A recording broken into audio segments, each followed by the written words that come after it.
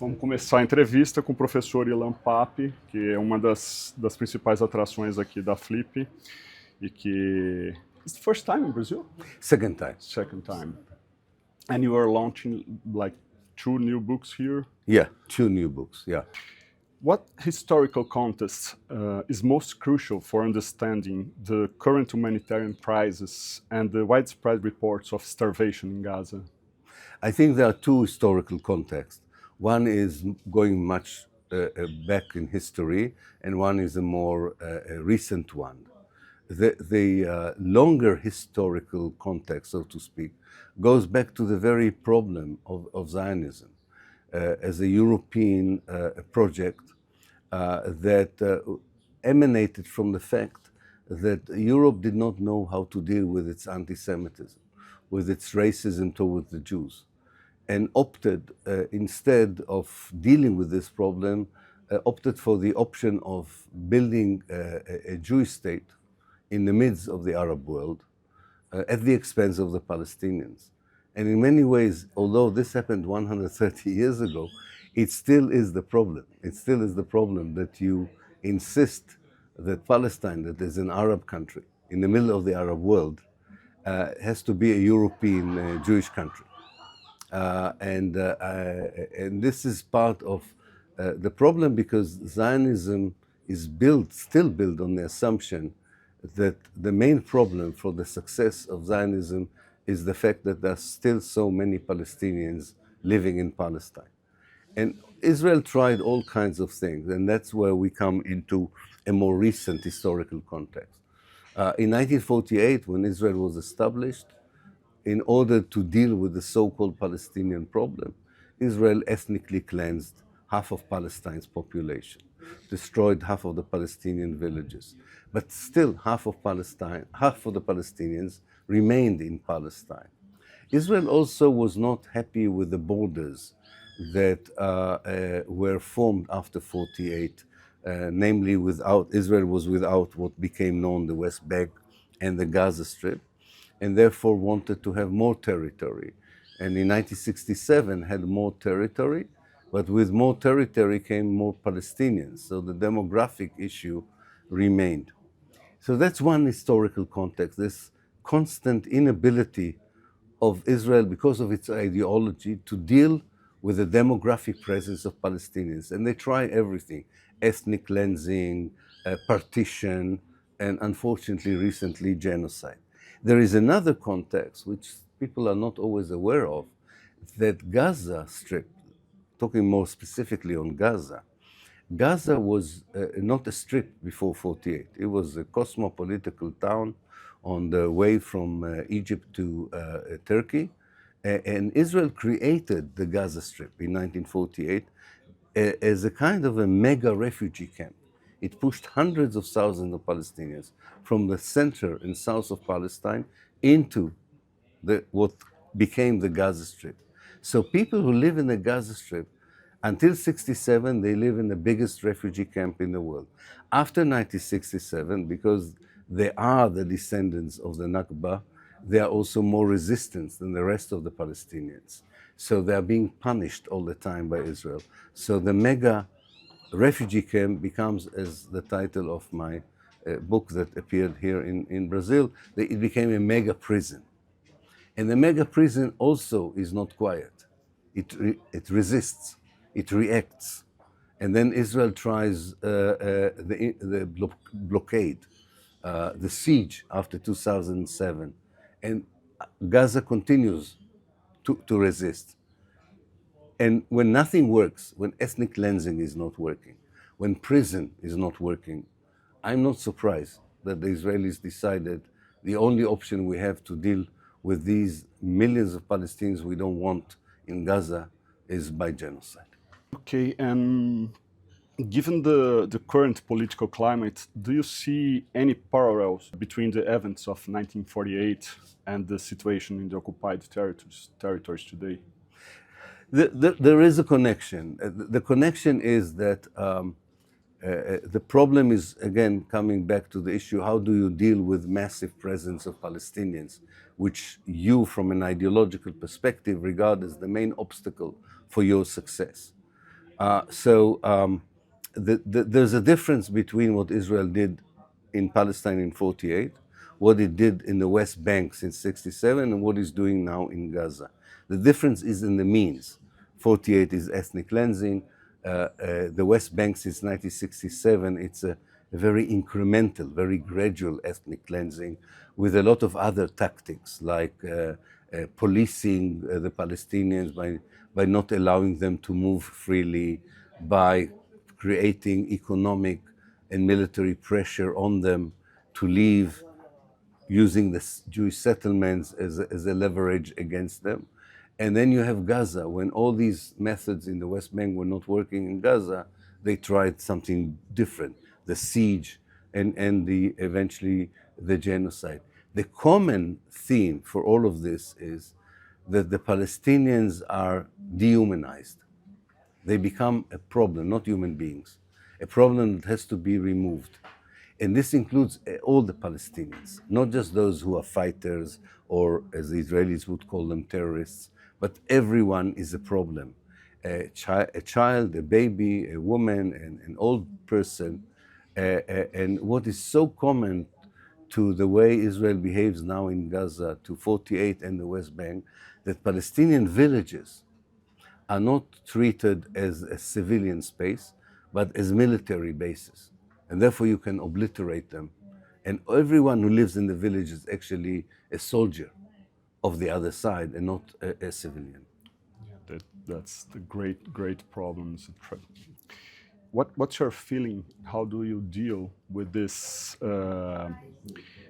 being considered a traitor for challenge the traditional narratives of your own people? And besides that, how has your work been received by younger generations of Israelis and Palestinians, and what gives you hope for a different future? Yeah.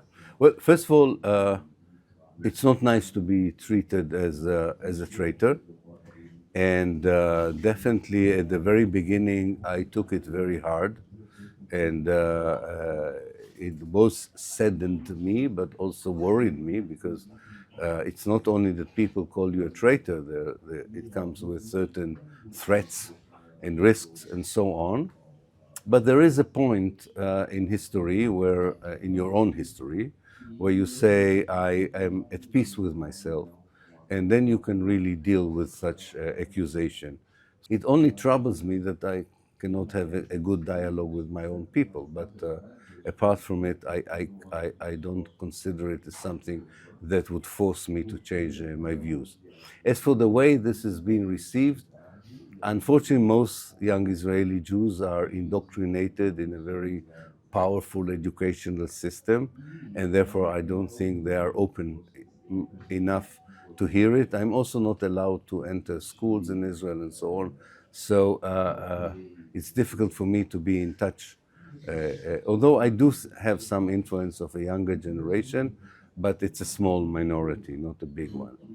It's a much better dialogue I have with the young Palestinians. I think there's an appreciation for the positions I'm taking. I'm not trying to replace them. I'm trying to be in solidarity with them, and I think they understand it.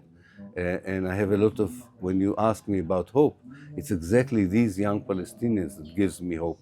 They give me hope, because I think they are much more united than the present Palestinian political leadership. They are much more clear about the vision for the future. And I think they're very committed and assertive and confident. And I think they're the ones who would lead the way, hopefully, for a better life for everyone in Israel and Palestine. Great. You live nowadays for a long time in England, and Yeah. you consider yourself, or you are in fact a political exile, in London, because you cannot go back to Israel. No, I can go. You can. I can.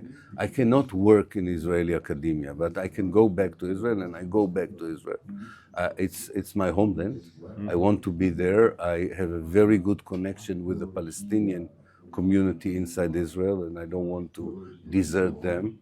And I do believe that you need to be there, of course, as long as I'm allowed to do it. I think it's important to talk to people. I don't give up on talking either to Jews or Palestinians inside. I don't think you can do everything from the outside.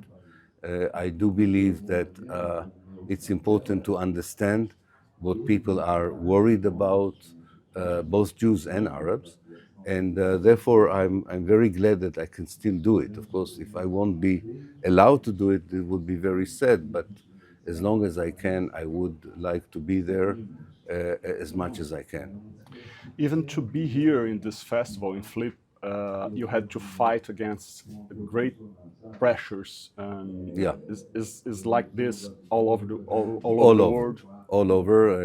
I'm going tomorrow to São Paulo, and I know there's a big pressure to cancel my talks in São Paulo. This happened before when I came to Brazil. It happens in every country in the world, apart from Chile, maybe. It's the only place where my talks were not cancelled. Yes, I'm used to it. It's on the one hand, it's very annoying. On the other hand, it means that people are worried that I hope they're right, that what I say can have a positive impact. So maybe it would be far worse if nobody would try to stop you. That means that you don't have anything important to say. You've documented what you called ethnic cleansing in 1948. And how do you respond to critics who argue this term is an overstatement and historically inaccurate? As I showed in my book, The Ethnic Cleansing in Palestine, I took the definition of academics, of legal experts. I even took the definition of the American State Department. The American State Department website has a very clear definition of what is ethnic cleansing. And if you look at their definition, not to mention the definitions by the United Nations, the International Court of Justice, but even the American one fits really one, in every aspect, fits what happened in 1948. I think it's very difficult to argue that what happened in 1948 is not an ethnic cleansing. If it's not an ethnic cleansing, then it is what? It's a voluntary journey of Palestinians leaving their villages in which they lived for hundreds of years for no good reason. That is ridiculous. No, I think it's totally irrefutable that ethnic cleansing is the right way of looking at it. You know, people were at least at first resistance to this. Even my publisher was a bit worried about it. Now everybody admits it, and people are also using the term for explaining what Israel is doing in the Gaza Strip and the West Bank. And to the last question, you've already talked about a little bit of this, but what could you say, not necessarily hoping, not necessarily optimistic, but what can we see about the future of this part of the world? Yeah, I think there are two things that we should pay attention. One is processes which we have no control over it. And one of the most important processes, which can be good and can be bad, is the fact that Israel from within is imploding. There's a problem inside Israel, economic, social, cultural, that will weaken Israel very, very strongly. I don't know if it will lead to total disintegration, but it would create huge problem for Israel. Now, this is good and bad. It's bad because if nothing replaces it, it can continue for many years, and like in Syria for so many years. The disintegration of Syria created a lot of violence, a lot of bloodshed. So I hope this is not the case in Israel. This is something I don't have a control, none of us, but it can create a better condition. What is more important are the processes on which we all can contribute to that can lead to a better future. For example, the solidarity movement with the Palestinians, the boycott, divestment, and sanction, the BDS movement, the fact that so many young Jews in the world don't want to be associated in Israel. In Brazil, 10, 20 years ago, there were 3 or 4 Jews who were willing to say, we are pro-Palestinians. Now there's a big movement of Jews in Brazil who are totally in support of Palestine and don't identify with Zionism. And this is happening everywhere in the world, including in the United States. And we have to look at the way public opinion influences politics. It's not a coincidence that probably the next mayor of New York, the biggest Jewish city in the world, Mr. Mamdani, is a very pro-Palestinian politician.